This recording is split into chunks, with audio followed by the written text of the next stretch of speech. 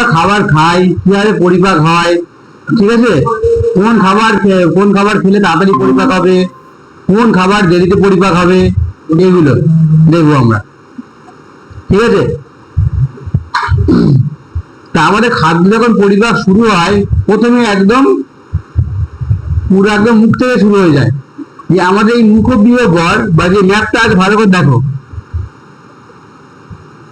দুভাবে হয়। একটা হচ্ছে এলিমেন্ট, আমাদের দুটো অংশ আছে, এলিমেন্টারি ক্যানেল যেটাকে বলা হয় যে গাছ নালীটা এখান থেকে শুরু হয়ে গিয়ে পেটের মধ্যে গিয়ে তারপরে বৃহদান্ত। দেখো ওই প্রথমে শুরু হচ্ছে ক্ষুদ্রান্ত।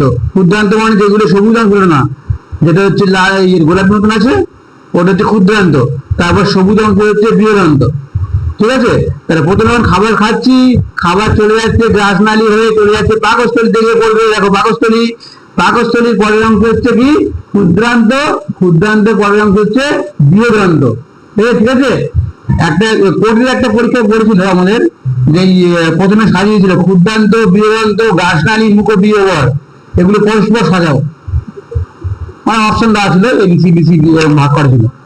হ্যাঁ, তা আমাদের দুভাবে খাদ্য পরিপাক হয়, এই এলিমেন্টারি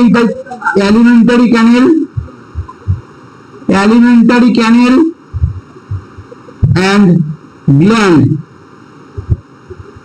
বিভিন্ন গ্ল্যান্ডের সাহায্যে আমাদের বিভিন্ন রকম এনজাইম বা উৎসেচক নির্গত হয়। সেই সব উৎসেচকের দ্বারা বিভিন্ন রকম খাদ্য বিভিন্নভাবে পরিপাক হয়।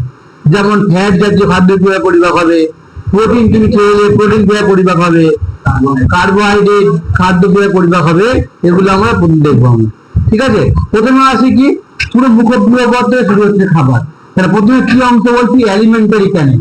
এলিমেন্টারি ক্যানেল বলতে যে আমাদের যে ছবিটা দেখো, এই মুখবিহ্বর থেকে শুরু হচ্ছে এই যে গ্রাসনালী, এই এর পরের অংশ গ্রাসনালী, গ্রাসনালী পরের অংশ কি করে খাওয়া হচ্ছে পাকস্থলী, পাকস্থলীর পরের অংশ, পাকস্থলীটা কি এই যে আকৃতি, সেটা যে পাকস্থলীর পরে পাকস্থলীর আকৃতি কেমন, যে আকৃতি, পাকস্থলীর মধ্যে থাকে হাইড্রোক্লোরিক অ্যাসিড, তারপরে চলে যাচ্ছে ক্ষুদ্রান্ত, তারপর ক্ষুদ্রান্ত থেকে নাড়ি বলি আমরা, তারপরে সবুজ অংশটা বৃহদান্ত, তারপর মলাশয়ের মাধ্যমে মল দেহের বাইরে চলে যাচ্ছে।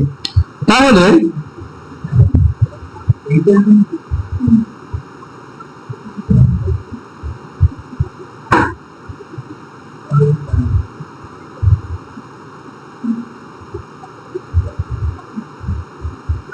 তাহলে এই যে নালীর মাধ্যমে খাবার আমার যাচ্ছে, এটা খাবার এখান থেকে গেলাম, খেলাম, তারপর থেকে ভেতর থেকে যাচ্ছে, এটাকে বলা হতো কি এলিমেন্টারি ক্যানেল।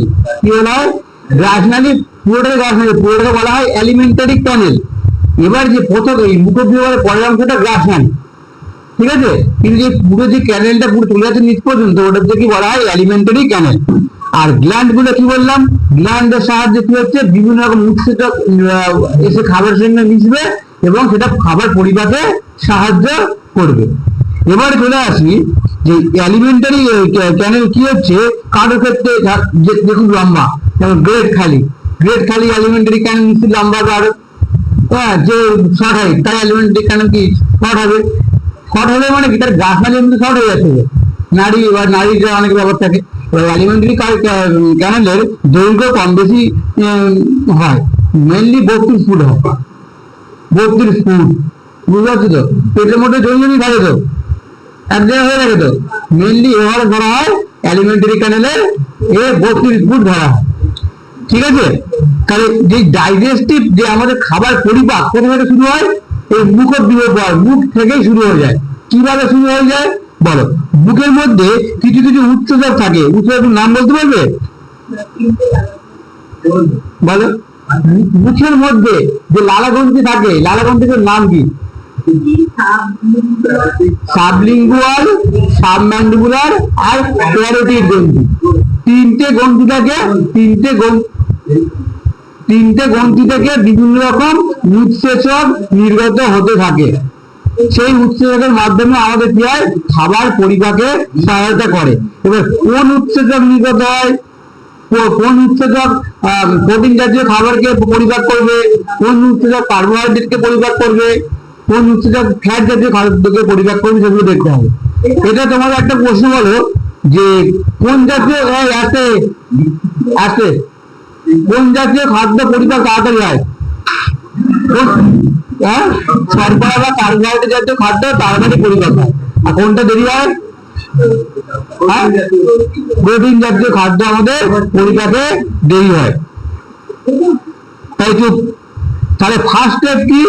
ফার্স্ট স্টেপ হচ্ছে মুখগহ্বর। মুখগহ্বর যাকে ইংরেজি বলা হয় বুকাল ক্যাভিটি, ক্যাভিটি বলা হয়, বুকাল ক্যাভিটি বলা হয়। দ্বিতীয় স্টেপ কি? না, মুখগহ্বরকে বুকাল ক্যাভিটি বলা হয়। আর তারপরে হচ্ছে কি গ্রাসনালী। গ্রাসনালী ওটা আসছে, সব আসছে, আমি প্রত্যেকটা অংশের নাম বলে দিচ্ছি। প্রথম অংশটা কি তাহলে কি? মুখগহ্বর বা বুকাল ক্যাভিটি। তারপরে অংশ কি? গ্রাসনালী। সেকেন্ড স্টেপ এগুলো লিখি। ফার্স্ট স্টেপ হচ্ছে মুখগহ্বর, সেকেন্ড স্টেপ হচ্ছে কি? গ্রাসনালী, থার্ড স্টেপ হচ্ছে কি? পাকস্থলী, ফোর্থ স্টেপ হচ্ছে কি? ক্ষুদ্রান্ত, ফিফথ স্টেপ হচ্ছে কি? বৃহদান্ত। এই পাঁচটা স্টেপ পরস্পর মনে রাখবে, ঠিক আছে? এই পাঁচটা স্টেপ পরস্পর মনে রাখবে। তাহলে প্রথম স্টেপ কি? মুখগহ্বর, গ্রাসনালী, তারপর পাকস্থলী, তারপর ক্ষুদ্রান্ত, তারপর বৃহদান্ত। এই যারা অনলাইন আছে শুনতে পাচ্ছ তো? হীরা আর প্রশান্ত,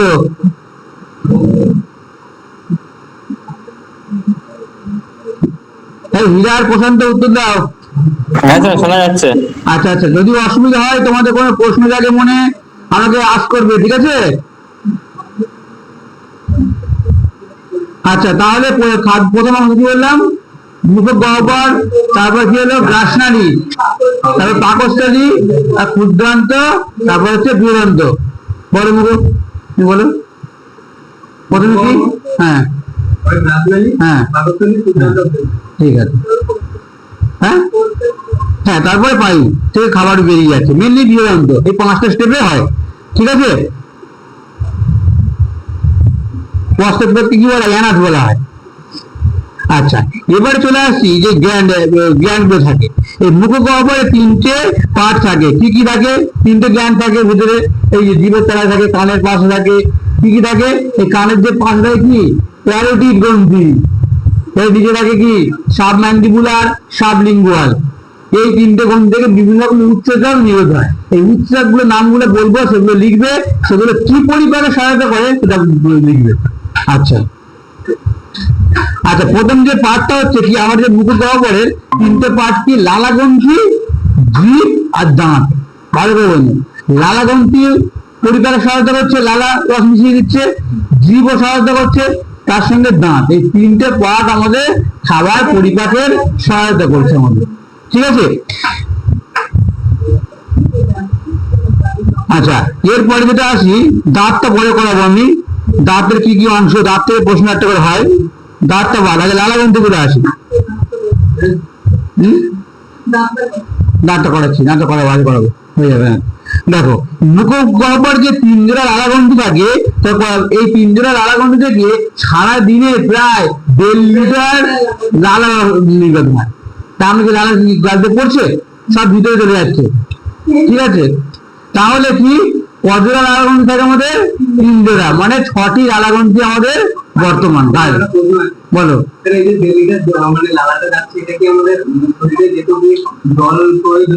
না না বলছি, শরীরে আমাদের 75% জল থাকে। কোথায় থাকে, কিভাবে থাকে সব বলবো। 75% জল, তার মধ্যে যদি 1% ঘাটতি হয়, তখন জল পিপাসা হবে আমাদের, দুর্বল না। তখন যদি আমাদের শরীর পুরোপুরি গঠিত 75% ওয়াটার। তোমরা বলছি কোথায় ওয়াটার? এই সারা শরীরে ওয়াটার 75%। এই প্রত্যেকটা আমাদের শরীর কোটি কোটি কোষ দ্বারা গঠিত। কোটি কোটি কোষের ঝাঁকুল থাকে, ঝাঁকুল নামক অংশে জল সঞ্চিত থাকে। বলো, না না আমি কি বলছি? তাহলে হ্যাঁ না, একদিন জল চাষ পায় না, কি বলছো?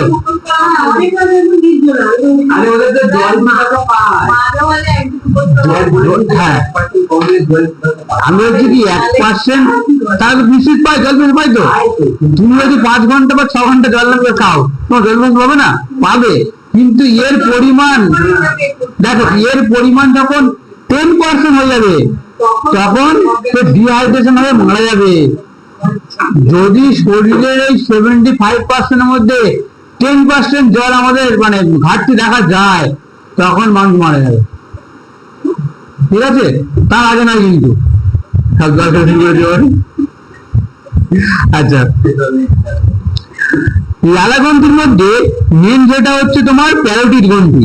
এই প্যারোটিড গ্রন্থি কি থাকে? এই কানের পাশে থাকে।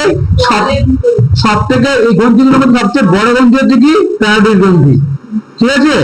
বলো তো, সাপের যে বিষ দাঁত বলি আমরা, সাপের যদি বিষ দাঁত গুলো তুলে নিলাম, বিষ কি গায়েব হয়ে গেল? বলো। হ্যাঁ, তো ওদের ওরকম কানের পাশে থাকে প্যারোটিড গ্রন্থি। ওই প্যারোটিড গ্রন্থির মধ্যে যে লালাটা বেরোয় ওটাই বিষ। দাঁতটা কি করে? কি, হ্যাঁ, দাঁতটা শুধু কামড়ানোর কাজ করে। এবারে আমাদের কি হয়, যে কামড়ালো ওই লালা গ্রন্থি থেকে প্রচুর লালার রস মিশিয়ে বের হবে, সেই লালাগুলো ওর সঙ্গে মিশে যাবে এবং আমাদের শরীরে বিষক্রিয়া তৈরি হবে। কিন্তু যাটা একটা সাপের দাঁত গুলো ভেঙে নিল, বিষ দাঁত গুলো বলা হয়, দাঁত গুলো ভেঙে নিল, এবার কামড়ালে কি করবে?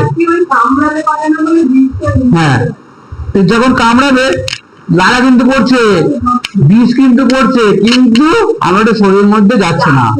কিন্তু আমাদের শরীরের কোনো কাটা অংশে এ করে কামড়ায় বা লালাটা পড়ে, তাহলে কিন্তু সংক্রমণ হয়ে যাবে, বিষক্রিয়া হয়ে যাবে।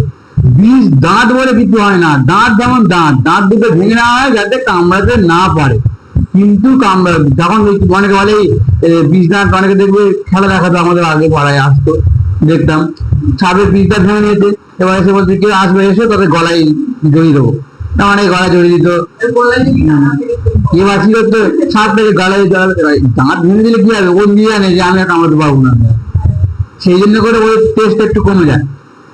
সে গলায় এমন করছে করছে কামড়াচ্ছে, কিছু হচ্ছে না। কিন্তু তার যদি কাটা অংশ এমনি কামড়ে দেয় বা সেই লালা যদি পড়ে, সেই লালা গেলে কি হবে, সেটা বিষ, তো সে বিষক্রিয়া হয়ে যাবে, ঠিক আছে? তাহলে প্যারোটিড গ্রন্থি থেকে আমাদের এই তিনটে গ্রন্থি, প্যারোটিড, সাবলিঙ্গুয়াল আর সাবম্যান্ডিবুলার। সব থেকে বড় কোনটা? প্যারোটিড গ্রন্থি। সব থেকে বড় গ্রন্থি প্যারোটিড গ্রন্থি, এটা মনে রাখবে। সব থেকে বড় গ্রন্থির নাম হচ্ছে প্যারোটিড গ্রন্থি। আচ্ছা, এবারে যে গ্ল্যান্ডগুলোর কথা বলছিলাম, যে উচ্চ রক্তের কাজ কি, খুব ইম্পর্টেন্ট। যেগুলো ইম্পর্টেন্ট মনে হবে সেগুলো লিখে নেবে, ঠিক আছে? যেগুলো ইম্পর্টেন্ট মনে হবে লিখে নেবে। দেখো, লাইসোজাইম বলে একটা উচ্ছের রস নির্গত হয় চোখের ভেতরে একটা অংশ থেকে, ঠিক আছে? সে কি কাজ করে ভালো করে বুঝবে। মুখের ভিতরে তো আসে এটা, ও নাক মুখ তো একসঙ্গে আছে, যে আমরা যখন কেউ কাঁদছে তারও এর মাধ্যমে লাইসোজাইম নিষিদ্ধ হয়, ঠিক আছে? ওটা কি কাজ করে? জীবাণু, ব্যাকটেরিয়া সবকে ধ্বংস করে, লাইসোজাইমের কাজ। লাইসোজাইম উচ্ছেদকের কাজ কি? জীবাণুকে ধ্বংস করে এবং মাতৃ দুগ্ধে পাওয়া যায়, চোখের মধ্যে পাওয়া যায়, চোখের জলে পাওয়া যায়, এবং খাদ্যে, মানে যখন আমরা কিছু খেলাম তখন ওই লাইসোজাইম উচ্ছেদকটা নির্গত হয়। আমরা তো এই যে হাতের মধ্যে ব্যাকটেরিয়া ভর্তি, আমরা বিভিন্ন জায়গায় হাত দিচ্ছে করছি, এবার কি করছি, একটু মুড়ি দিল খেয়ে নিলাম বা কিছু দিলে খেয়ে নিলাম, তো ব্যাকটেরিয়া গুলো শরীরের মধ্যে যাচ্ছিল। এই যখন শরীরের মধ্যে যাচ্ছে বা খাচ্ছি, তখন কি হচ্ছে, ওই লাইসোজাইম উচ্ছেদক নির্গত হচ্ছে এবং ব্যাকটেরিয়া বা জীবাণুগুলোকে ধ্বংস করে দিচ্ছে, বুঝতে পারলে? তাহলে লাইসোজাইম আছে, লাইসোজোম আছে, সেটা আলাদা। ভালো করে লাইসোজোমকে বলে সুইসাইড ব্যাগ, ওটা আলাদা। লাইসোজাইমের কাজ কি? ব্যাকটেরিয়া বা জীবাণু ধ্বংস করা। এটা চোখের অশ্বগ্রন্থিতে পাওয়া যায়, আমাদের খাদ্যে লালা আসতে পাওয়া যায়, মাতৃ দুগ্ধেও পাওয়া যায়। এই দুটো মনে রাখবে, এর কাজ হচ্ছে জীবাণু ধ্বংস করা। তাহলে কোনো কিছু খাবার খেলাম, যখন আমরা খাচ্ছি তখন ওই লাইসোজাইম উচ্ছেদ অটোমেটিক নির্গত হচ্ছে এবং ওটা জীবাণুগুলোকে ধ্বংস হয়ে যাচ্ছে। এবারে দেখা যাচ্ছে তুমি একটা কোনো খাবার গিয়েছেন বা যাও, তাহলে খুব তাড়াতাড়ি খাচ্ছ, খুব ভালো খাবার পেয়েছো, খুব তাড়াতাড়ি খাচ্ছ, হ্যাঁ, ভালোভাবে কি বলে না, খেয়ে নেবে, কিছু জীবাণু পেট চলে গেল, তো চলে যাবে তো। পেটের মধ্যে কি থাকে বাকস্থলীতে? Hydrochloric acid. ওই অ্যাসিডের মধ্যে যা পড়বে পুরো ছাড়কা, ওগুলো বুঝতে থাকতো, অ্যাসিড ওগুলো আসছে, সব আসবে। তাহলে হাইড্রোক্লোরিক অ্যাসিড কি করবে? সব যা যাবে সব ধ্বংস করে দেবে একদম, কোনো জীবাণু আর বের করতে পারবে না। জীবাণুগুলো, ব্যাকটেরিয়া হলো লাইসোজাইম উচ্ছেদক যেটুকু মারবে, বাকি যেটুকু কাজ আছে সেটা করবে কে? HCl। বুঝতে পেরেছো? বুঝতে পেরেছো? তাহলে কে এসিড করে থাকে? পাকস্থলীর মধ্যে। এবার তোমাদের বলবো অ্যাসিড, অ্যাসিড পেটের মধ্যে ইয়ে থাকবে, অ্যাসিড থাকলে তো পেট পুড়ে যাবে। হ্যাঁ, পাকস্থলীর মধ্যে একটা পর্দা আছে ভিতরে, সেটাকে বলা হয় মিউকাস পর্দা। ওটা কি করে, ওই অ্যাসিডটাকে, অ্যাসিড থাকলে মিউকাস পর্দা কোনো ক্ষতি করে না, মানে মিউকাস পর্দাটা চামড়াটাকে ঢেকে রাখে। ওই মিউকাস পর্দার উপরে এই সিএল থাকে। এবার দেখা যাচ্ছে যার প্রচন্ড অ্যাসিড হচ্ছে, প্রচন্ড গ্যাস অম্ল রাত্রির হচ্ছে, তার কি হয়, ওই এত অ্যাসিডের পরিমাণ বেড়ে যায়, তার তো নির্দিষ্ট একটা লিমিট ক্ষমতা আছে মিউকাস পর্দার। মিউকাস পর্দা পুড়ে যায়, পুড়ে গিয়ে ইয়ে হয়ে যায়, চোখ টোক দাগ হয়ে যায়। এবার যা খাবো, অ্যাসিড হয়ে গেলে কি হবে, হাইড্রোক্লোরিক অ্যাসিড গিয়ে চামড়ায় পড়বে, আর চামড়া পড়লে গলা জ্বালা করবে, পেট জ্বালা করবে। হ্যাঁ, তখন পেটে আলসার তৈরি হয়ে যাবে। তো হয়ে গেলে যত তার মানে মনে করতে হবে তার পেটের মধ্যে আলসার হয়ে গেছে অলরেডি। হ্যাঁ, ওটা আসছে, ওটা আসছে, আমি যখন পাউসিতে আসবো ওটা আসবে। ঠিক বলেছো। যা যা প্রশ্ন আছে সব প্রশ্ন করবে আমাকে, ঠিক আছে? আর যারা অনলাইন আছো, হীরা আর এবং প্রশান্ত, যদি কোনো প্রশ্ন থাকে আমাকে বলবে, ঠিক আছে? মাইক অন করে বলবে। হ্যাঁ, না, মিউকাস পর্দা যদি পুড়ে যায় তখন কি হবে, অপারেশন করে ওটা আবার ঠিক করতে হয়। তারপর পাকস্থলীতে অপারেশন করতে হয়। আলসার বলেন, আলসার হয়ে যায়, তখন অপারেশন করতে হয়। তো এবার ওষুধের মাধ্যমে সারলে তো ভালো, না সারলে অপারেশন। এবার যদি বেশি পরিমাণে হয়ে যায়, তখন কি হবে, ক্যান্সারের দিকে চলে যাবে, যদি মারাত্মক পরিমাণে হয়ে যায়। সুতরাং এবার তোমাদের ওটা অ্যাভয়েড করতে কি করতে হবে না করতে হবে সব বলছে। তাহলে প্রথমে কোন উৎসেচক হলো? লাইসোজাইম। লাইসোজাইমের কাজ কি? জীবাণু ব্যাকটেরিয়া ধ্বংস করা খাবারের মধ্যে, আর কোনো কাজ নেই, আর কোনো কাজ নেই। এবারে হয়ে গেল, এবারে আসছে কি, এবারে অন্য উৎসেচক। এবার দেখো, বাচ্চাদের দেখবে, ছোট বাচ্চাদের খুব লালা বেরোয়, লালা বেরোয়, তার সেই গলায় কি একটা লালা পোঁছতে কি বলে, ওই দিয়ে দেয় গলার মধ্যে। তার দিলে কি হবে, এবং অনেক যারা বেশি লালা বেরোয় তারা আমি কি বলি, বাবা ও ছেলে কি বাজে লালা বেরোচ্ছে। যার যত লালা খরণ হবে সে শিশু তত সুস্থ সবল থাকবে। কিভাবে? দেখো, যত বেশি লালা বেরোবে মানে কি, লাইসোজাইম উৎসেচক তার মধ্যে বেরোবে। আর বাচ্চারা মানে কি, ঘরে ঘরে যেখানে হাঁটবে আর গালে হাত দেবে, গালে হাত দেবে, তার তো জীবাণু জীবাণু গালে যাবে, গেলে কি হবে, অটোমেটিক্যালি লাইসোজাইম তাকে মেরে দেবে। আর লালা কম করে দিলে কি হবে, লাইসোজাইমের পরিমাণে কম করে দিতে হবে, তার রোগ হওয়ার চান্সটা বেশি হবে। বুঝতে পেরেছো? তাহলে লাইসোজাইমের কাজগুলো খুব গুরুত্বপূর্ণ, খুব গুরুত্বপূর্ণ লাইসোজাইমের কাজ। ঠিক আছে? তা শিশুদের লালা বেরোনো ভালো, যে কোনো কিছু অতিরিক্ত কিছু ভালো নয়, আবার কমও ভালো নয়, মিডিয়াম যে কোনো কিছু। আচ্ছা, এরপরে উচ্চেজকের নাম দেখো, মিউরিন উচ্চেজক। মিউরিন উচ্চেজকের কাজ কি? একদম, যে আমরা খাবারে মুড়ি খাচ্ছি, কিছু খাচ্ছি, খাবার দেখবো অনেকক্ষণ চেবানোর পরে খাবারটা মন্দ তৈরি হয়ে যায় একটা, তারপরে তো যায় পেটের মধ্যে, গাছনালির মধ্যে। বা ভাত খাচ্ছি, কিছু খাচ্ছি, যা খেলে আমরা মাংস নিয়ে চিবাচ্ছি, সেটা মন্দ মতন হয়ে যায়। এই যে মন্দ পাকাতে, খাবারের মন্দ পাকাতে সাহায্য করে মিউরিন নামক উচ্চেজক।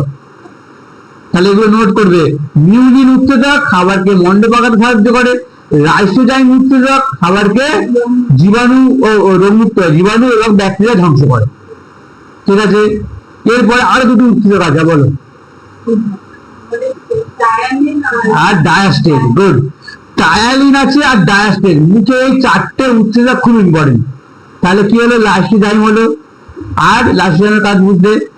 তারপর কি হলো, মিউরিন খাবারকে মন্দ পাকালো, গিলতে সাহায্য করলো পরিষ্কার বাংলা ভাষায়। এরপর কি আসছে, টায়ালিন এবং ডায়াস্টেট। এর কাজ কি বলো, বলো। স্টার্চ কি? স্টার্চ, স্টার্চ, হ্যাঁ, স্টার্চকে পাচন করে আর এই টায়ালিন ডায়াস্টেট মিলে। এবার স্টার্চ কোথায় বলতে পাওয়া যায়? কম বেশি এক বলছি, সবগুলো আসবে।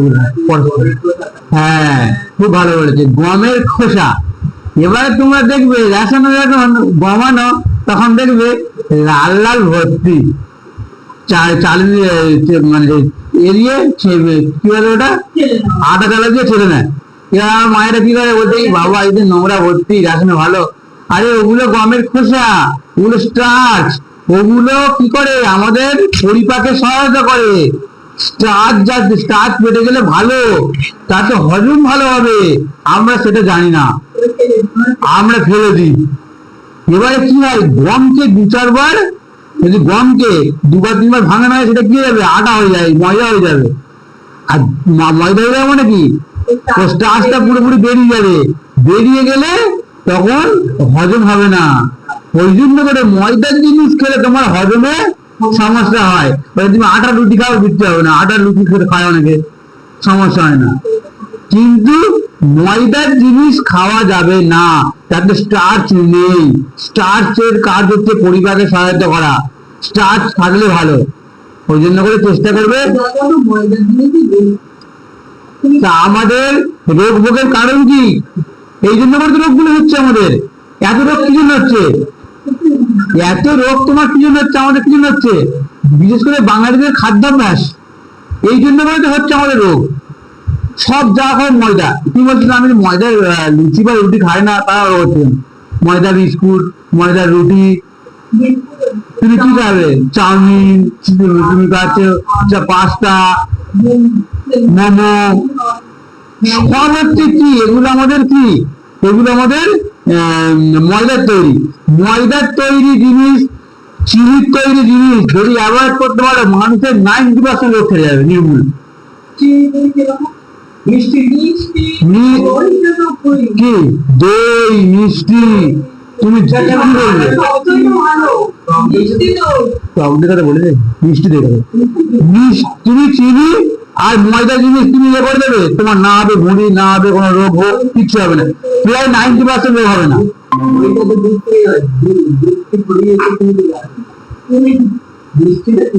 কেন দই, তোমার চিনি মিশায় না মিশবে, টকদের কথা বলিনি তো, টকদের কথা বলছেন তো, মিষ্টি দই তো তোমাকে দেবে তো, ঠিক আছে। ওইগুলো টক দই, ডাক্তাররা কি বলে, টক দই খাও বলে তো। তাহলে কি কি উৎসেচক হলো, 4টে উৎসেচক হলো। প্রথমে হলো কি, লাইসোজাইম, তারপর মিউরিন, তারপর টাইলিন আর ডায়াস্টেজ। লাইসোজাইমের কাজ কি, জীবাণু ধ্বংস করা, ব্যাকটেরিয়াকে ধ্বংস করা। মিউরিনের কাজ কি, খাবারকে মন্দ পাকাবে। আচ্ছা, টাইলিন আর ডায়াস্টেজের কাজ কি, স্টার্চ জাতীয় খাবারকে পরিবারের সহায়তা করা। এই যে স্টার্চ খাচ্ছি বা সরকারি খাবার খাচ্ছি, এটা খেলে কি হবে, খাবার যাতে তাদের হজম হয়ে যায় তার সহায়তা করে। এই জন্য টাইলিন আর ডায়াস্টেজ। ওই জন্য যখন খাবার খাবো তখন মুখের মধ্যে দিয়ে একটু বেশিক্ষণ চেবাতে হয়। যত পরিমাণে টাইলিন আর ডায়াস্টেজ মিশবে তত তাড়াতাড়ি হজম আমাদের ভালো হয়। বুঝতে পারলে, বুঝতে পারলে তুমি, যত যদি যারা ভুল করে খাবার খায়, হজম তার দেরি হবে। আর যদি তুমি একটু ভালোভাবে খাবারগুলো খাও, তাহলে হজমের পরিবারকে সাহায্য করবে। যার হজমের প্রবলেম বা সমস্যা আছে, খাবার বেশি করে ফিরিয়ে খাবে, তার সঙ্গে যত পরিমাণে টাইলিন আর ডায়াস্টেজ মিশবে তত পরিমাণ তোমার ভালো হবে। এবার দেখো, তাহলে মুখের মধ্যে আর কোনো খাবারের পরিমাণ, আর কোনো মানে প্রোটিন বা ফ্যাট জাতীয় খাদ্যের পরিমাণ হয় না। তাহলে কি হলো, শুধু স্টার্চ জাতীয় খাবার চেষ্টা করবে, স্টার্চ জাতীয় খাবার বা শর্করা কার্বোহাইড্রেট খাবার খাওয়ার চেষ্টা করবে। তাহলে 4টে উৎসেচক গেল, মুখের মধ্যে কাজ শেষ। দাঁড়াটা জিভ এখন করাবো নাকি ওই পরে করাবো, আমি ওটা বলে দিই। দাঁড়াটা জিভ করালে দাঁড়াটা জিভ শেষ হয়ে যাবে, জিভটা সোজা, দাঁতটাও একটু করাবো। তাহলে আর পরের অংশ যাচ্ছি না, পরের 2:15 দিনটা হয়ে যাবে আশা করি। আচ্ছা, দাঁতটা আসি তাহলে, বলো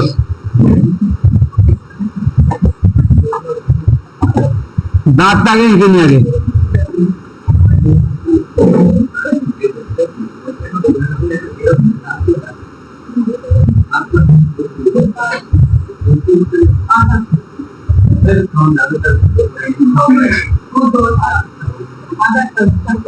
তোমার দাঁতের সঙ্গে কথা বলো।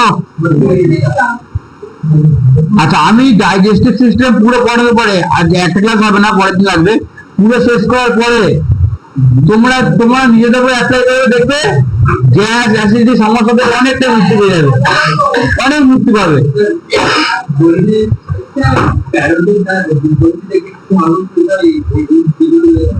হরমোন নয় এগুলো, নিশ্চয়। হ্যাঁ, না, এটা মুখের মধ্যে হ্যাঁ, নাড়াগণিতে না না না। আচ্ছা, তোমার না, হ্যাঁ বলো, হ্যাঁ বলো বলো।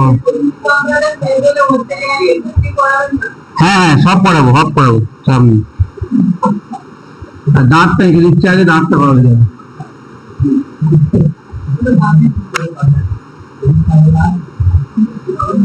কেন ওটা এঁকে দিয়ে বুঝতে পারবো বলে।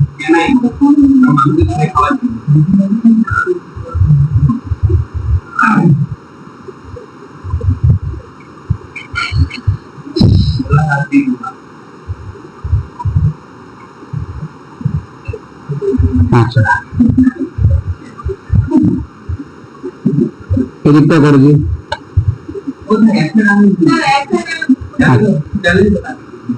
আচ্ছা, তাহলে দাঁতকে আমরা, দাঁতের একটা সূত্র আছে ICPM, ভালো করে বুঝবে। যেটুকু করাবো অল্প করাতে করাবো, কিন্তু ভালোভাবে বুঝবে। আই ফর কি, এদিক থেকে আছে, এদিক থেকে, এখান থেকে যাচ্ছে। কে বলেছে তোমার, কে বলেছে তোমার? এখান থেকে স্টার্ট করে পড়ে যাচ্ছি, ভালো করে দেখো, করে বলবো।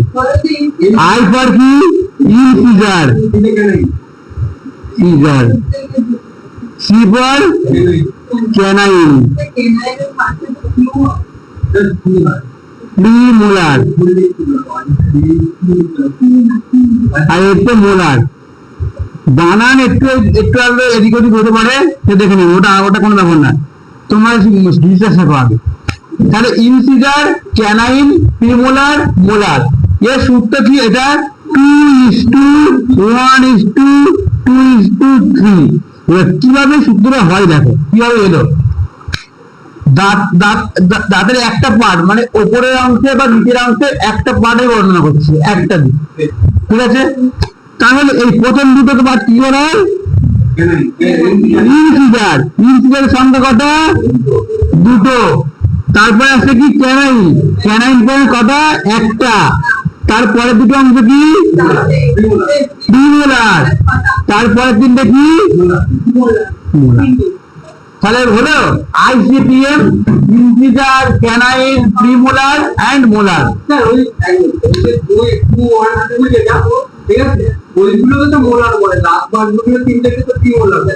না, কে বলে তোমার?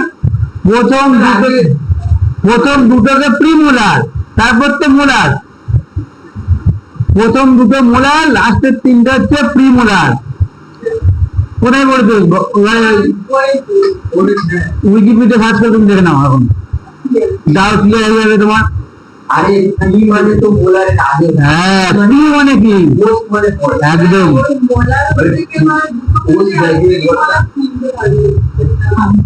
ঠিক বলেছে, একদম ঠিক বলেছে। প্রি মানে কি? আগে। তাহলে মোলারের আগে থাকবে, হয়তো পড়েছিলে ভুলে গেছো, সেটাই হয়েছে। তাহলে দাঁতের একটা পার্ট হলো। তাহলে এই যে প্রত্যেকটা দাঁত কটা থাকে, তাহলে এটা একটা পার্টি আনলাম, এদিকে একটা পার্টি, নিচে একটা পার্টি, একটা পার্টি, তাহলে 4 দিয়ে গুণ করলে হয়ে যায় সব কটা। যদি বলা হয় ইনসিজারের সংখ্যা কটা, বলো বলো বলো। টোটাল 8টা। কারণ কেন?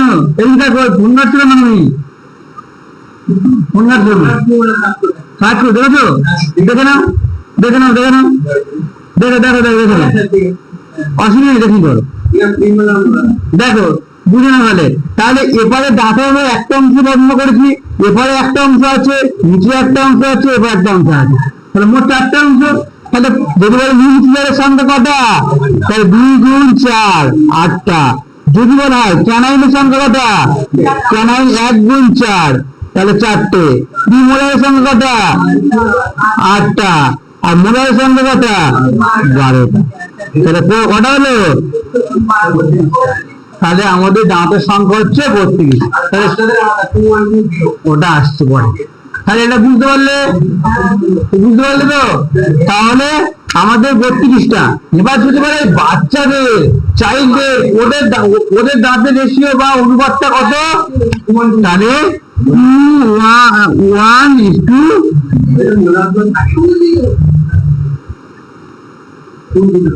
সরি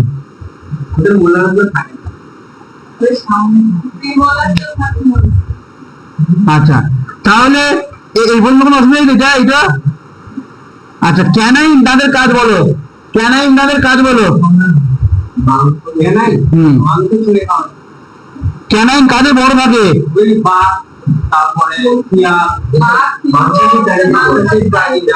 হ্যাঁ ক্যানাইন মাংসাশী প্রাণীদের এই ক্যানাইন বড় হয়, লম্বা, হ্যাঁ সাপের, ঠিক আছে। ক্যানাইন যাদের মাংসাশী প্রাণী তাদের ক্যানাইন বড় হয়, ঠিক আছে। আচ্ছা, তাহলে ছোট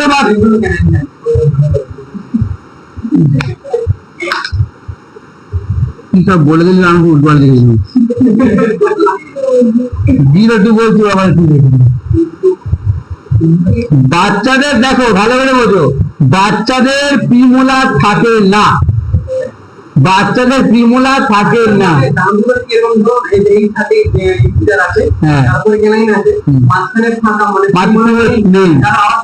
পিছনে দুটো দাও বলে ওঠে না এখন, তুমি ভালো দেখো। আচ্ছা, এটা 32টা বুঝতে পেরেছো?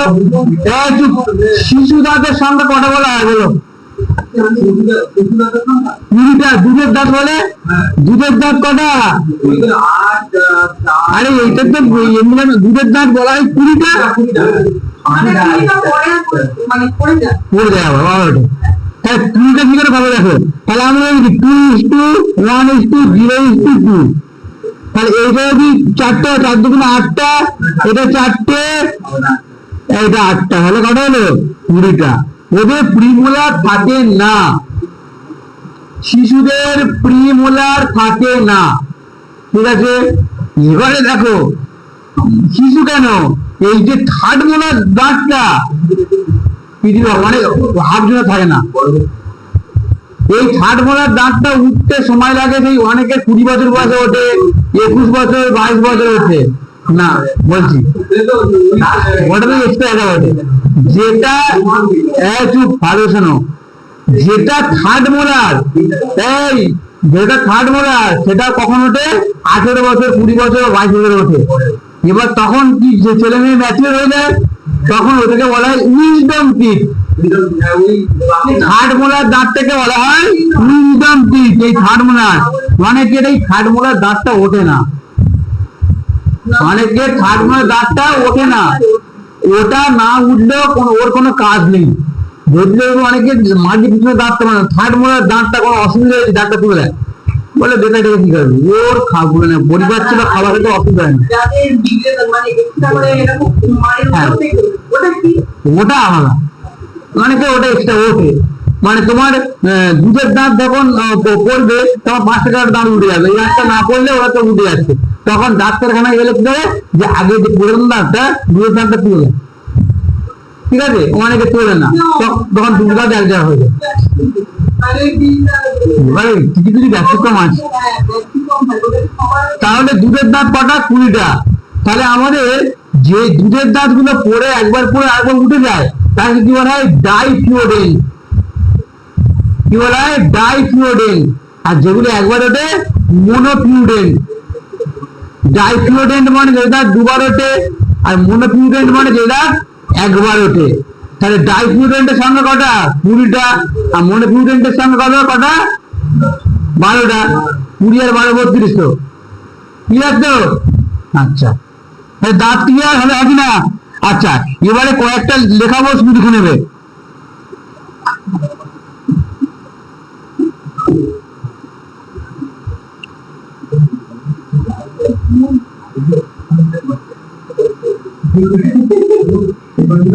আচ্ছা দেখো, ক্যানাইন টিথকে বলা হয় আই টিথ। ক্যানাইন টিথকে বলা হয় আই টিথ, কারণ এই ক্যানাইন টিথের সমানে আমাদের চোখ অবস্থিত। ক্যানাইন টিথের সমানে আমাদের চোখ অবস্থিত। লেখো।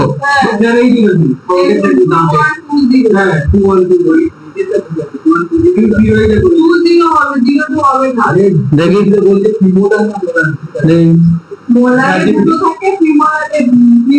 ভালো করে দেখো, প্রিমোলার লাস্টে আছে, প্রিমোলার লাস্টে আছে লেখাটা, মোলার দুটো থাকে, ভালো করে দেখো। ওখানে লেখাটা উল্টে আছে, ওখানে লেখাটা উল্টে আছে, প্রিমোলারটা পরে দিয়ে দিয়েছে, মোলারটা আগে দিয়ে দিয়েছে। বুঝতে পেরেছো? বুঝতে পেরেছো? হ্যাঁ, আচ্ছা। তাহলে এবার কি বললাম? ক্যানাইন দাঁতকে অপর নাম কি? I teeth. ক্যানাইন দাঁতের অপর নাম আই টিথ। কারণ কি? ও চোখের সমানে অবস্থিত। ক্যানাইন দাঁতের অপর নাম, ক্যানাইন দাঁতের অপর নাম আই টিথ, কারণ এটা চোখের সমানে অবস্থিত। হ্যাঁ, আর ইনসিজার দাঁতের অপর নাম নোজ টিথ। ইনসিজার এর নাকের সামনে অবস্থিত। ইনসিজার দাঁতের অপর নাম নোজ টিথ, নোজ NOSE। আর ক্যানাইন দাঁতের অপর নাম আই টিথ।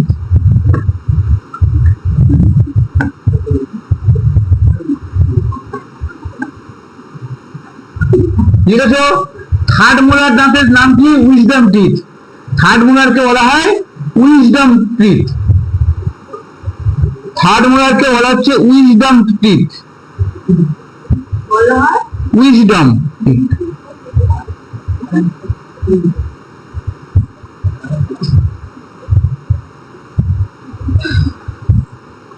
আচ্ছা,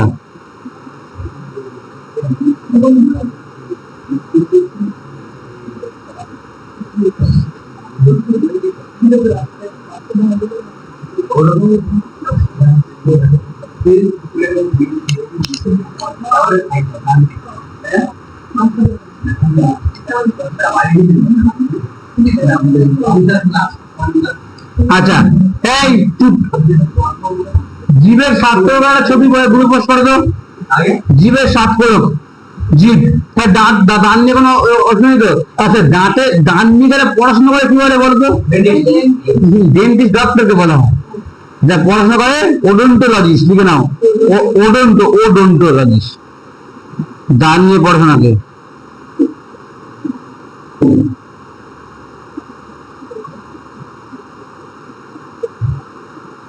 ওডোন্টোলজিস্ট,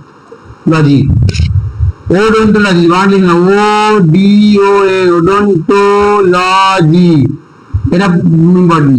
দাঁত নিয়ে পড়াশোনাকে বলা হয় ওডোন্টোলজি। আচ্ছা, দাঁত কি দিয়ে তৈরি বলো তো একটু? ক্যালসিয়াম ফসফেট এবং সামান্য পরিমাণে ক্যালসিয়াম কার্বনেট থাকে। আচ্ছা, আমাদের হাড়ও তৈরি, আমাদের দেহের হাড় ক্যালসিয়াম ফসফেট এবং ক্যালসিয়াম কার্বনেট দিয়ে তৈরি, বলছিলাম না? হ্যাঁ, ক্যালসিয়াম কার্বনেটের কাজ কি? ক্যালসিয়াম কার্বনেটের কাজ শক্ত করা। আর ফসফেটের কাজ কি? হ্যাঁ, দেখবি যার ক্যালসিয়াম ফসফেটের পরিমাণ শরীরে বেশি থাকবে সে কি করবে? তাড়াতাড়ি পুড়ে যায়, মানে আগুনে পুড়ে যায়। যে মানুষ দেখবো অনেকে সেই মানে শ্মশানে পড়ে, মানে ফসফেটের পরিমাণ কম, একদম তো পড়ে না হয়। হ্যাঁ, হয় খুব কম। আচ্ছা, এই চুপ, দাঁতের এটা বলেন, দাঁতের যে ভেতরের অংশটা, বাইরের অংশটা কি বলে, আর ভেতরের অংশটা কি বলে বলো? বলো বলো বলো বলো। হ্যাঁ, বাইরের অংশটা এনামেল, সাদা অংশটা এনামেল, আর ভেতরের অংশটা বলে ডেন্টাইন। হ্যাঁ, ডেন্টাইন বলে, ডেন্টাইন। আসবে, আস্তে আস্তে আস্তে। বাইরের অংশকে বলা কি? এনামেল। আচ্ছা, আমরা দেহের সব থেকে শক্ত হাড় পড়েছি আমরা কি? হাড় পড়েছি ম্যান্ডিবেল। আস্তে আস্তে চোয়াল, ম্যান্ডিবেল। যদি বলে দেহের সব থেকে কঠিনতম অংশ কোনটি? এনামেল। দাঁতের এই বাইরের অংশটা এনামেল, দেহের সব থেকে কঠিন অংশ হচ্ছে দাঁতের এনামেল, আর ভিতরের অংশকে বলে ডেন্টাইন। এই যে এনামেল যদি কারো ক্ষয়ে যায়, যাদের এনামেল যদি কারো ক্ষয়ে যায়, এই যে ভিতরে ডেন্টাইন এর ক্ষয়তে জোর 3 মাস থেকে 4 মাস পুরো দাঁত বের হয়ে যাবে। দেখবে দাঁত ওপরের অংশটা ক্ষয়ে গেলেই ভিতরের অংশটা হুবহু হয়ে যাবে। ঠিক আছে, বুঝতে পারছো? তাহলে যে সবচেয়ে কঠিনতম অংশ বললে দাঁতের এনামেল, আর কঠিনতম হাড় বললে ম্যান্ডিবেল। ক্লিয়ার? যদি বলা আরে কঠিনতম অংশ বললে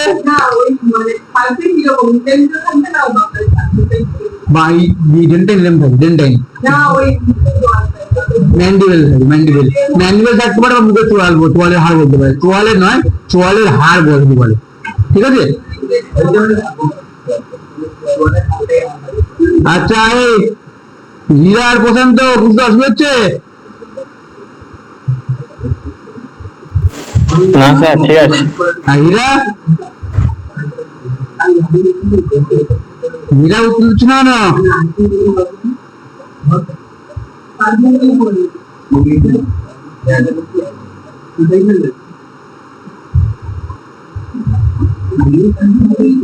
আচ্ছা যেটা বললাম পোস্ট করেছো, জিভের স্বাদ করকটা, জিভের স্বাদ করক, তাহলে দাঁতের এই অংশটুকু আর কিছু নেই।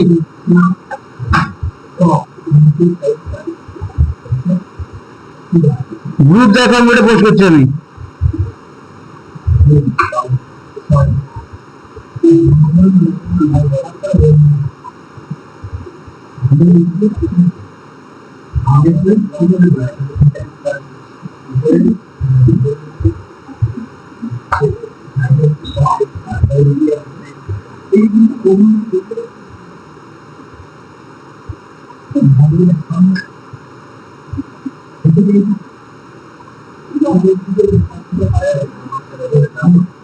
এই কোন ছবি পাচ্ছি দেখুন আমি একটু, জিভে স্বাদ করক।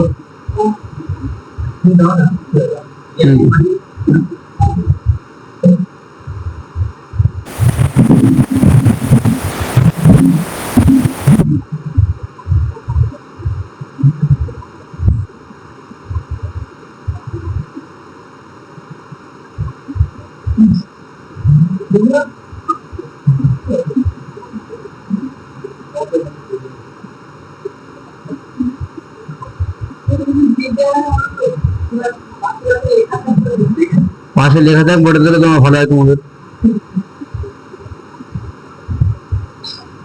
মোটামুটি পেয়েছে। দাও দাও জিভ থেকে ওইটুকু অংশ আর কিছু নয়, শুধু ওইটুকু দেখে রাখবে কোথায় কোন স্বাদ করকটা অবস্থান করছে। বলো সামনে কি? মিষ্টি। জিভের সামনে স্বাদ করক দিয়ে মিষ্টি, পিছনে হ্যাঁ এটা মনে রাখবে, সামনে মিষ্টি হলে পিছনে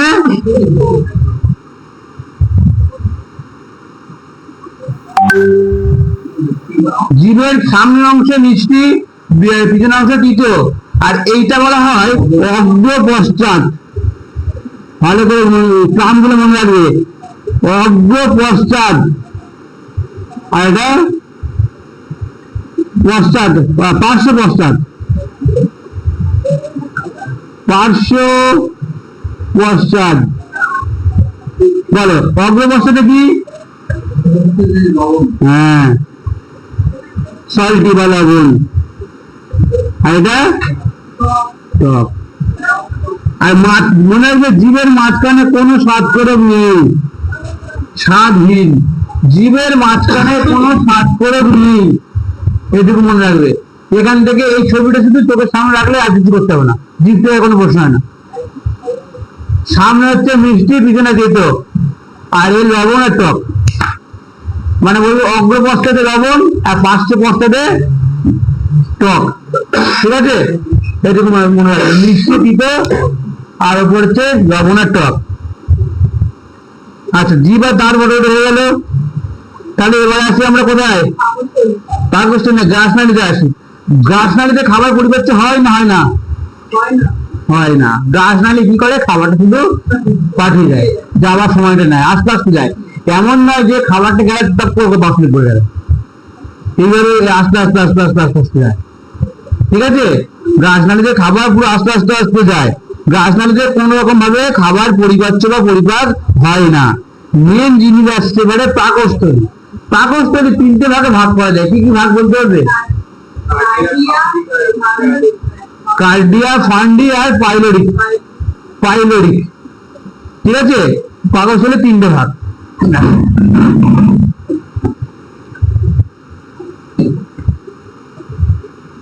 পাকস্থলী তিনটে ভাগ।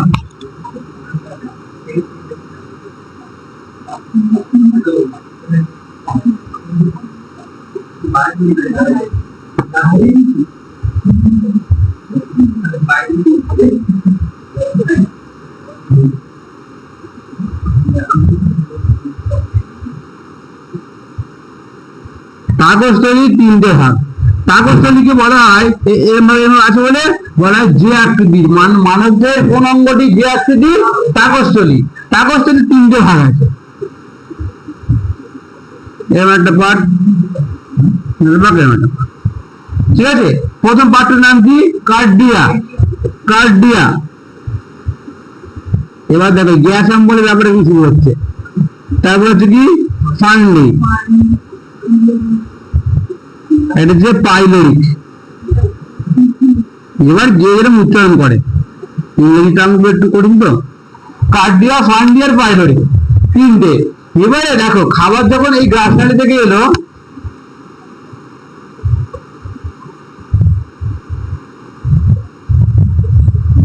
গ্রাসনালী থেকে এলো, এসে কোথায় পড়বে? এই সেল থাকে এই কার্ডিয়াতে, এই সেল থাকে কার্ডিয়াতে। ওখানে কি হলো? খাবারগুলো এসে ওর মধ্যে পড়লো। ওখানে কাজ কি খাবারের? ওখানে খাবারের কাজ কি? মানে খাবারগুলোকে অ্যাসিডে ডুবে গেল এবং টুকরো টুকরো টুকরো টুকরো ভেঙে গেল। খাবারের যে আমরা তো এমনি চিবিয়ে খাচ্ছি, এমনি টুকরো টুকরো একদম মিহি হয়ে যাচ্ছে, আরো ক্ষুদ্র করে যায়। এবং কোনো জীবাণু থাকলে সেটা, যেটা লাইসোজাইম ধ্বংস করতে পারেনি, সেটা ধ্বংস করে দেয়, ঠিক আছে। ওই জন্য করে যখন আমাদের করি করোনা হয়েছে হয় বা অন্য কিছু হলো, তখন কি হয়? ব্যাকটেরিয়া গুলো গিয়ে কোথায়, বা জীবাণু গুলো গিয়ে, ভাইরাস গুলো গিয়ে সব গলায় বাসা বাঁধে, সব এখান থেকে বাসা বাঁধে। এখানটায় ওরা কেউ বিচি যায় না, ওরা কেউ বিচি যায় না। ওরা বিচি যাবে কেন? কি আছে আমাদের এই সেল ভয়গুলো আছে, গেলেই সব মরে যাবে। এখান থেকে দুটো বাক্সে ভাগ হয়ে যায়, এখান থেকে ফুসফুস মানে শ্বাসনালী ভাগ হয়ে যায়। ওরা ওই শ্বাসনালী থেকে চলে যায় ফুসফুসে, ফুসফুসে চলে যায় ওরা। হ্যাঁ, ওরাও জানে। ওই জন্য করে ওরা অবস্থান করে গলায়। ওই জন্য করে ভালো করে গরম জল খাও, গার্গল করো, গরম জলে সব মরে যায়। যখন করোনা দিলে বলছো না, গরম জলে গার্গল করো, গরম জল খাও। বা আমাদের যেরকম ভাইরাস অ্যাটাক করলে গলা হঠাৎ করে দেবো, হঠাৎ করে কারো ব্যথা হয়ে যায়, গলায় ব্যথা হয়ে যায়, তখন দেখবে গরম জল খেতে পারে। কোনো ভাইরাস বা জীবাণু গিয়ে এখানটায় অবস্থান করে, নিচে যায় না, ঠিক আছে। তাহলে এটা বুঝতে পারলে যে এই স্টিলের মধ্যে খাবারগুলো গেল, গিয়ে কি হলো বলো? খাবারগুলোকে ভেঙে ভেঙে টুকরো টুকরো হয়ে গেল, এবং যে জীবাণুটা ধ্বংস হয়নি বা ছিল, সেটাও ধ্বংস হয়ে গেল। ঘুম পেয়ে গেছে। আচ্ছা আচ্ছা, বেশিক্ষণ লাগবে না, বেশিক্ষণ লাগবে না। তার স্ত্রী বলে শেষ করবো। আর তোমাদের কি ইন্টারেস্ট লাগছে না এগুলো?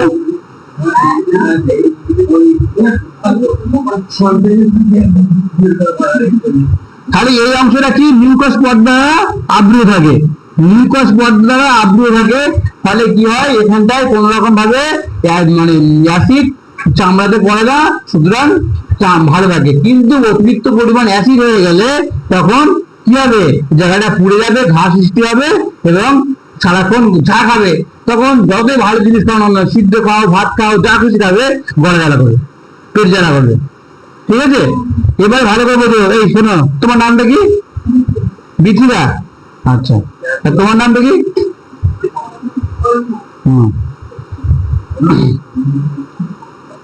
আচ্ছা, এই চুপ।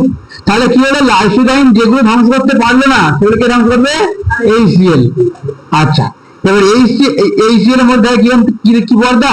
মিউকাস পর্দা। পরীক্ষায় পড়ে মিউকাস পর্দা মানে পাকস্থলী বাইরের অংশে কি বলা হয়, বা পাকস্থলী কোন পর্দা দ্বারা আবৃত থাকে, মিউকাস পর্দা, ঠিক আছে। আচ্ছা, এবারে ফান্ডির কাজ হলো কি, এটা হচ্ছে এখানে ফান্ডি এবারে খাবার 4 ঘন্টা অবস্থান করে, যে আমরা খাবার খেলাম, কিছু খেয়ে এলাম, এখানে পড়লো গিয়ে, এখানে পরে পরে কিছু জীবন ধ্বংস হয়ে গেল, চলে গেল খাবার ফান্ডিতে। মেনলি খাবার অবস্থান করে ফান্ডিতে। কোনো খাবার খেলাম, খাঁচ কেমন থাকে, 4 ঘন্টা পর্যন্ত থাকে খাবার, 4 ঘন্টা পর্যন্ত অবস্থান করে এই আমাদের ফান্ডিতে। ওইখানে খাদ্য হ্যাঁ, খাঁচ থাকে, খাবারগুলো ওখানে গিয়ে আটকে যায়, ঠিক আছে। এখানে খাবার 4 ঘন্টা পর্যন্ত থাকে, আর যে এখানেই ফোল্ড হয়ে থাকে, মানে এরকম ফোল্ড হয়ে থাকে, ফোল্ড হয়ে থাকে ওই জায়গাটায়। এবারে এগুলো বলে রুজি। যখন আমাদের কি বললাম, খাবার 4 ঘন্টা পরে খাবার এখান থেকে বেরিয়ে যায়। তোমরা লিখছো? ঠিক আছে, শোনো। যেটা হচ্ছে কি, খাবার ফান্ডিতে মধ্যে 4 ঘন্টা থাকে, ভালো করে বলতো। এইটা যদি ভালোভাবে তোমরা বুঝে যাবে এইটুকুন, তাহলে তোমাদের সত্যি কথা বলতে ঠিকঠাক মেনটেন করে চলো, গ্যাস অম্বলন্ত হবে না। ভালো করে বলতো, ওই আগের দিনে মানে 9-10 এর সিলেবাসে জীবন বিজ্ঞান ভালো করে পড়েছে, সে মানে তার শরীরকে নিজে কন্ট্রোল করতে পারে, ডাক্তারের কাছে অত তৈরি করতে পারে না। আমাদের ছোটবেলায় এরকম গ্যাস অম্বলে কোনো সমস্যা ছিল, এগুলো ভালো করে জানলে গ্যাস অম্বলে প্রবলেম তোমার হবে না অন্তত। ভালো করে বোঝে। তাহলে ফান্ডিংটা কি থাকে, ফান্ডের থাকে খাঁচ কাটা অংশ থেকে বলে রুজি বলে হয়, ঠিক আছে। তাহলে খাবার এখানটাই কতক্ষণ থাকে, 4 আওয়ার থাকে, ভালো করে বুঝবে, ভালো করে মন দিয়ে শুনবে। এটা খাবার এখানে 4 আওয়ার থাকলো, তারপরে খাবার বেরিয়ে যায়। এবারে দেখা যাচ্ছে আমরা তো রাত্রিবেলা খাবার খেয়েছি তখন 10টার সময়, সকালবেলা উঠেছি 6টার সময়, 8 ঘন্টা হয়ে গেছে, 8 ঘন্টা হয়ে গেছে। তার বললাম 4 ঘন্টা থাকে, তখন পাকস্থলী পুরো ফাঁকা, কিচ্ছু থাকে না। তখন যেই সকালবেলা আমরা জল খাই, তখন এগুলো এরকম হয়। আর তখন পেটটা গুলিয়ে ওঠে। আমরা বলি না, তুই বই পাচ্ছি জল খেলে বেশি, সকালবেলা ওর মধ্যে কেউ বেশি জল খেতে পারে, তুমি এমনি। হ্যাঁ, সকালবেলা জলটা খুবই ভালো, কারণ বলছি পরে। তাহলে যখন আমরা খাবো তখন এই রুটিগুলো আর আবার কখন 4 ঘন্টা পরে যখন খিদে পায় তখন এগুলো বলে না, ছুটে গান মারছে পেটে, মানে কি ও তখন এরকম করছে, ও খাবার চাইছে, খাবার দাও ভালো করে। তাহলে রুটিতে কি ফান্ডিতে কি হলো, 4 ঘন্টা খাবার আটকে থাকলো, আর কোনো কাজ নেই, শুধু খাবার আটকে থাকা। তারপরে অংশ হচ্ছে পাইলোরি।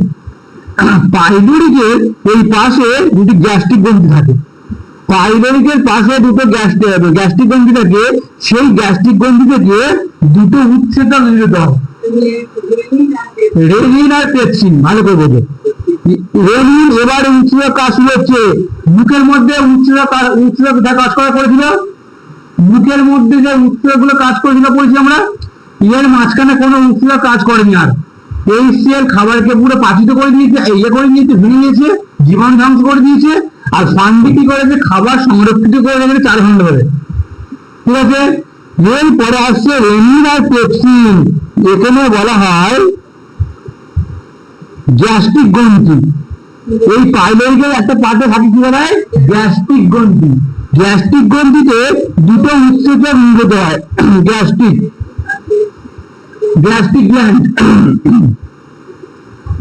গ্ল্যান্ড থেকে দুটো উৎসেচক নির্গত হয়। এই দুটো উৎসেচকের মধ্যে নাম হচ্ছে রেনিন আর পেপসিন। এবারে পেপসিনের কাজ কি, রেনিনের কাজ কি?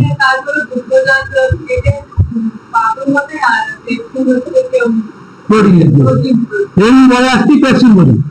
আমরা যদি কোনো প্রোটিন জাতীয় খাবার খাই, তার পাচন শুরু হয় এখানে এসে, পেপসিন উৎসেচক ঢেলে দেবে,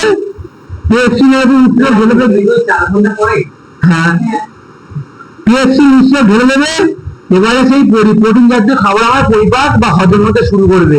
তার আগে ভেঙে টুকরো হয়ে গেছে, এবার হজমের কাজ শুরু করবে প্রোটিনের।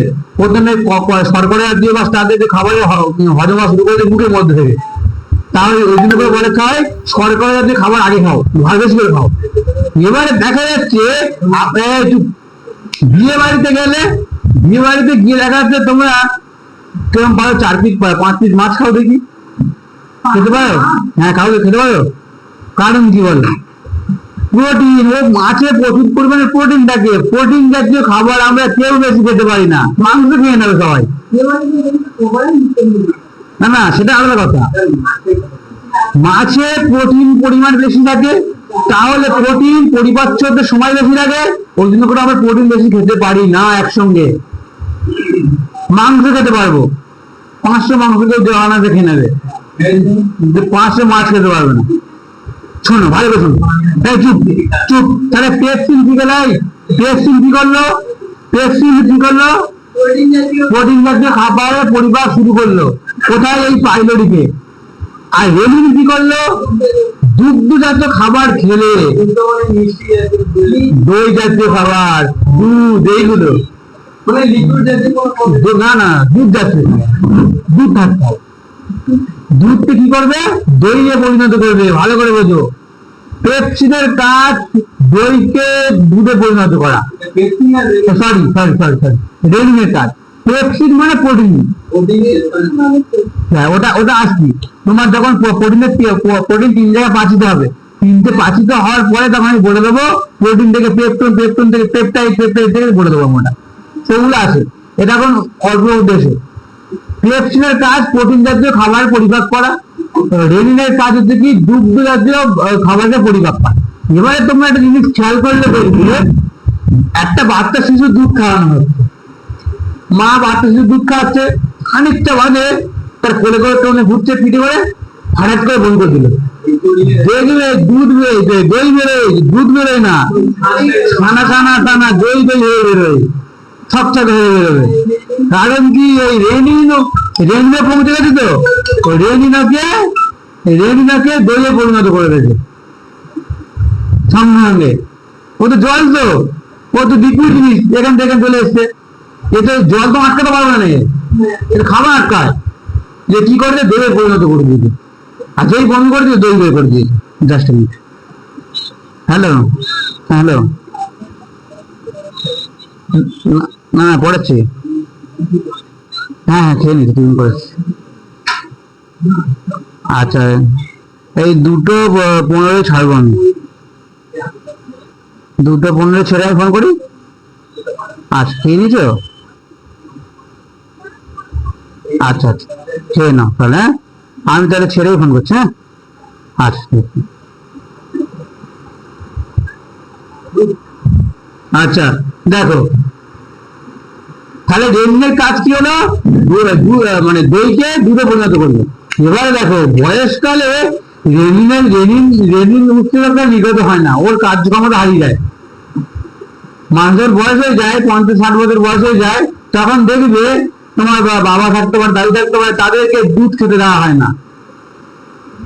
কারণ কি? রেনিন আর কাজ করে না তো, তখন এই যে দুধ খেলে দুধটাকে পুরোপুরি ক্ষুদ্রান্ত চলে যাবে, তখন অ্যাসিড হয়ে যাবে, সমস্যা হয়ে যাবে, দইয়ে পরিণত হয় না। ওই জন্য করে বয়স্ক লোকের দুধ খেতে দেওয়া উচিত, নট দই।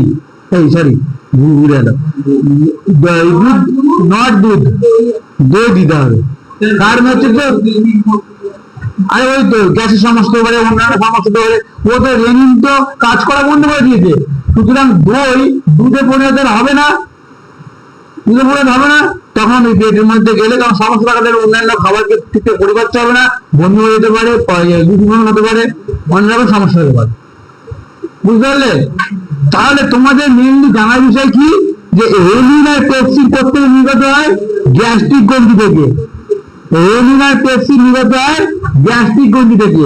গ্যাস্ট্রিক গ্রন্থি করে থাকে পাকস্থলীর পাইলোরি অংশ। এটা ক্লিয়ার? ক্লিয়ার তো? আচ্ছা, এবারে একটা জিনিস খুব ইন্টারেস্টিং জিনিস, দেখুন দেখো, এখানে থাকে আমার কি? যকৃৎ। এই অংশে থাকছে আমার যকৃৎ।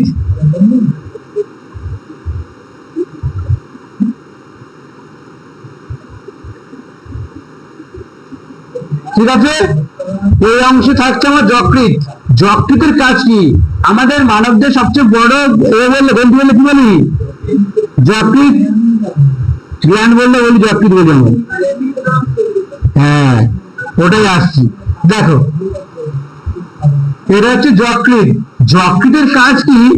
যকৃতে এখান থেকে বন্ধু থেকে পিত্ত রস বেরোয়, পিত্ত রস বেরোয়। সেই জায়গাতে মাছের পিত্তি, মুরগির পিত্তাশয়, সবাই নিশ্চিত খেয়াল করেছো, পিত্ত হয়। এবার দেখো একটা জিনিস মনে রাখবে, এই যে এখানে এর পরের অংশ শুরু হচ্ছে ক্ষুদ্রান্ত। আমি ক্ষুদ্রান্ত করাবো না আজকে, জাস্ট দেখাচ্ছি। এই ক্ষুদ্রান্ত পরে আসছি। ক্ষুদ্রান্ত, ক্ষুদ্রান্তের মধ্যে খাবার, অ্যাসিড জাতীয় খাবার নেবে না ক্ষুদ্রান্ত। এখান থেকে কি হয়েছে আমার, একটু এইচসিএল মিশে গেছে, এইচসিএল মিশে এবং অ্যাসিড আছে। এইচসিএল যতক্ষণ আছে ক্ষুদ্রান্ত এইচসিএল মানে অ্যাসিড জাতীয় খাবারও নেবে না। ক্ষুদ্রান্ত অ্যাসিড জাতীয় খাবার কখনো নেবে না। যদি অ্যাসিড জাতীয় খাবার যায় লুজ মোশন হয়ে যাবে, বুঝতে পেরেছো? তখন কাজ দেখো, মেন কাজ দেখো, বাড়ির সবার, আমাদের বিশেষ করে আমাদের মায়েদের বেশি হয়, পিত্তাশয়ে পাথর জমে।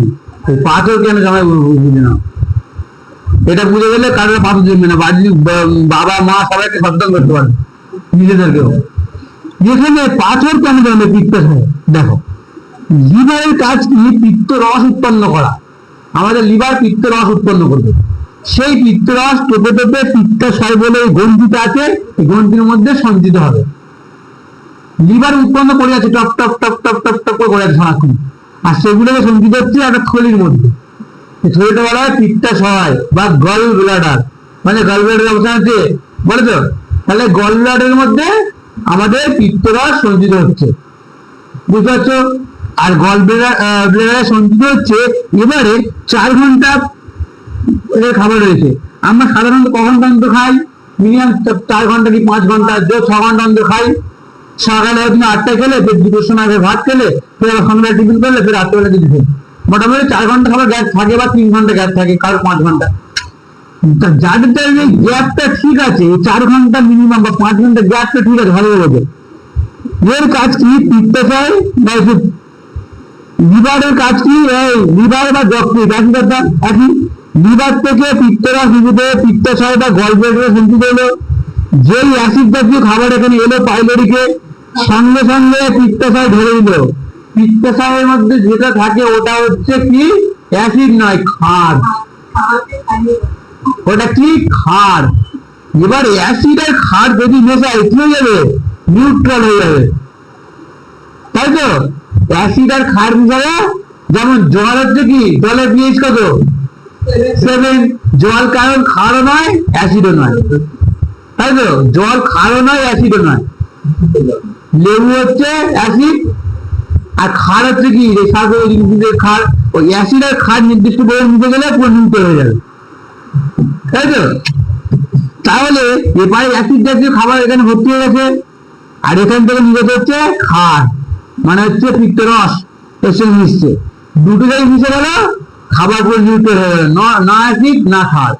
এবারে চলে গেল কোথায়? ক্ষুদ্রান্ত। তাহলে কোনো অসুবিধা নেই। এবারে গন্ডগোলটা হচ্ছে কি? আমার বাড়ির মায়েরা, বোনেরা তখন ছেলে রাত 10টার সময় কি 9টার সময়। এবার সকালবেলা মায়ের উঠে কি করে? ঠাকুর পুজো করে, ঘরের কাজ করে, এটা সেটা করে, ফের সকাল 10টার সময় খাচ্ছে বা 11টার সময়। তাহলে আমাদের পাকস্থলী কতক্ষণ? 4 ঘন্টা বলেছি খাবার থেকে, 5 ঘন্টা থাকবে, এর থেকে বেশি নয়, 5 ঘন্টা বেশি নয়। এবার তোমার, আমরা ঘুমিয়েছি 8 ঘন্টা, সকালবেলা এবারে জেগে আছি, সকালবেলা ঘুম থেকে উঠে কাজ বাজ করে 11টার সময় খেতে যাচ্ছে, বা তোমাদের কাছে পড়া আছে, তার আগে পড়াটা বলে পড়তে গেলে কিছু খেলে না, 10টার সময় এলে, এসে বাড়িতে রেস্টুরেন্ট নিয়ে যাওয়া খেতে বলবে, খেলে ততক্ষণে কি হয়েছে? পিত্তরস প্রচুর পরিমাণে জমে গেছে। পিত্তরস পড়ছিল তো, ভালো করে বোঝো, পড়ছিল। তাহলে পিত্তরস জমে গেছে, আর জমে জমে জমে জমে কি হয়ে গেছে? পাথর তৈরি হয়ে গেছে। ওগুলো প্রথমে ছোট নুড়ির মধ্যে পাথর হয়, শক্ত হয়ে যায়। আস্তে আস্তে আস্তে আস্তে আস্তে মানে যখন প্রতিদিন ধরে এমন চলতে থাকলে আস্তে আস্তে পাথরটা বড় হয়ে যায়। তাই বুঝতে পারলে কেন পাথর পড়ে? ওই জন্য করে উচিত সকালবেলা উঠে ভারী টিফিন করা, অল্প কিছু নয়, ভালো কিছু যাতে পেট ভরে সেরকম যাতে জিনিস খাও। ভাত খেলে ভালো, একদম সকালবেলা নয়, একটু বেশি। সকালবেলা উঠে তুমি মুড়ি টুড়ি কিছু খেলে, মুড়ি টুড়ি বা কোনো জিনিস খেলে, সকালবেলা তো টক টক তুমি কিছু খাবে না, অন্য কিছু খাবে না, মুড়ি বা রুটি জাতীয় জিনিস খেলে বা 10-15 মিনিট ভাত খেতে পারো। কিন্তু কি বলছি আমি, পাকস্থলীর মধ্যে জানো 4 ঘন্টার বেশি খাবার দেয়, 5 ঘন্টা ঠিক আছে, আর রাত্রেবেলাটা ওটা 8 ঘন্টা বা 9 ঘন্টার বেশি যেন জ্ঞান না হয়। যেহেতু ওটা আমাদের হ্যাবিট, 8 ঘন্টা সবাই ঘুম হয়, 8 ঘন্টা বা 7 ঘন্টা ঘুম হয়। সকালবেলা উঠে খেয়ে নেওয়া উচিত। এবার সকালবেলা উঠে 3-4 ঘন্টা পরে খেলাম মানে কি 12-13 ঘন্টা গ্যাপ হয়ে গেল, ততক্ষণে পিত্তাশয় কি হয়েছে, গলব্লাডারে পিত্তাশয় জমতে জমতে জমতে জমতে শক্ত রিলেট হয়ে যাচ্ছে। এটা দীর্ঘদিন ধরে চলতে থাকলে ওই অংশগুলো শক্ত রিলেট হয়ে যাবে। যখন হয়ে যাবে তখন কি হবে, ব্যথা হবে, যন্ত্রণা হবে, ওটা কেটে বাদ দিতে হবে। গলব্লাডারে বেড়ে গেলে কি হবে, কেটে বাদ দিতে হবে। কেটে বাদ দেওয়া মানে কি হবে, এরপরে জমতে পারে। এবারে ডিরেক্ট করে খাওয়ারে পড়বে। সেই জন্য করে যাদের গলব্লাডারের অপারেশন হবে সঙ্গে সঙ্গে বলা হয় যে তোমরা কে বলেছে সেটা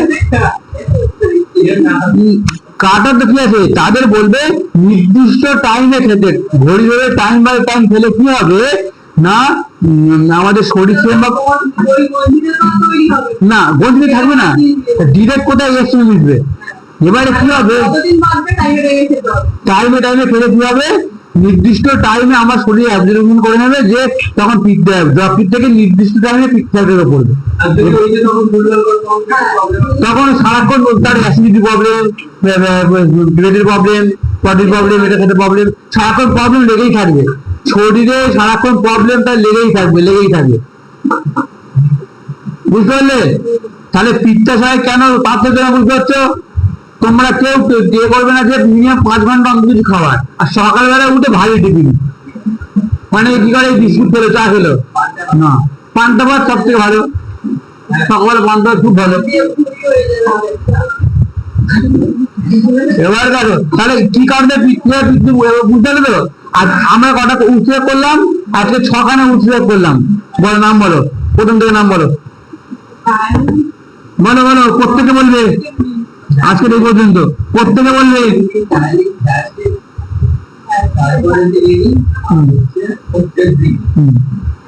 আচ্ছা প্রথমে দেখে কি হলো বললে, লাইসোজাইম, লাইসোজাইমের কাজ কি হলো, আচ্ছা টায়ালিন আর ডায়াস্টিনের কাজ কি, মানে নিউমিনের কাজ, হ্যাঁ স্টার্চকে নিয়ে করা, স্টার্চ বা শর্করা জাতীয় খাবারকে পরিপাকে সহায়তা করে।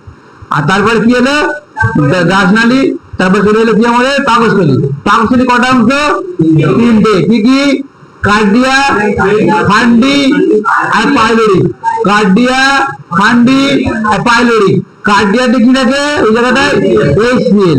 এইচসিএল এর কাজ কি, শুদ্ধ করে দেয়, এবং যদি রোগ জীবাণু যেটুকু লাইসোজাইম মারতে না পারলে বাদ বাকি কাজটাও ছেড়ে দেয়। তারপরে অংশ কি, ফান্ডি।